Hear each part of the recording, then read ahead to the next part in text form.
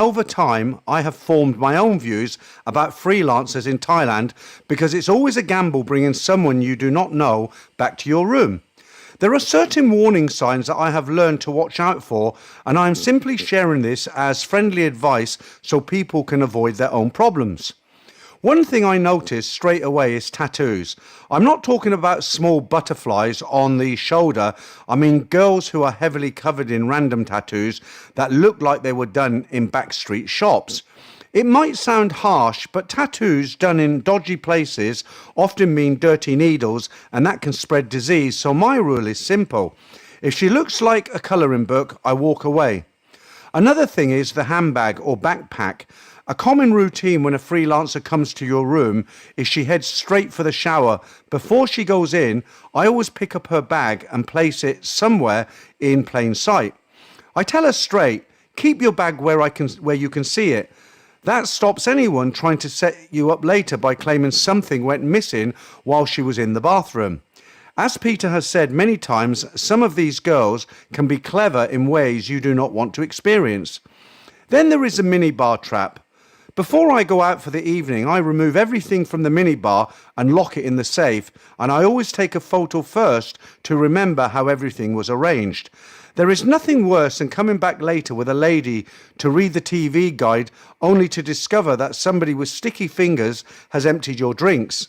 The hotel will charge you 4 times the real price, so do not leave temptation sitting there.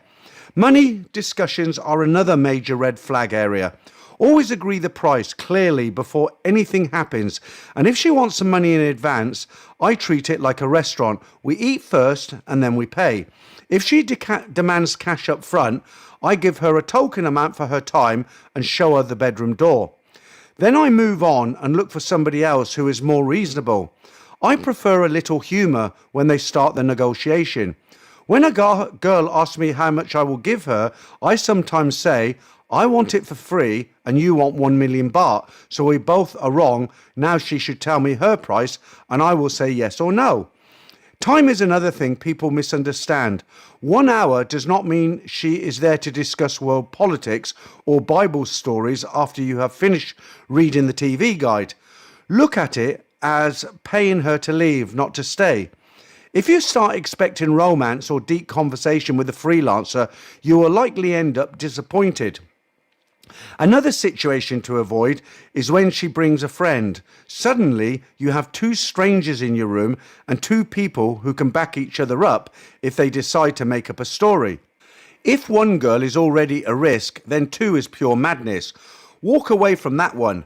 Hygiene is not a subject people like to discuss, but it is important.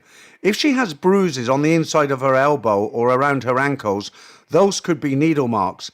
If she looks sleepy or spaced out, she might be using something.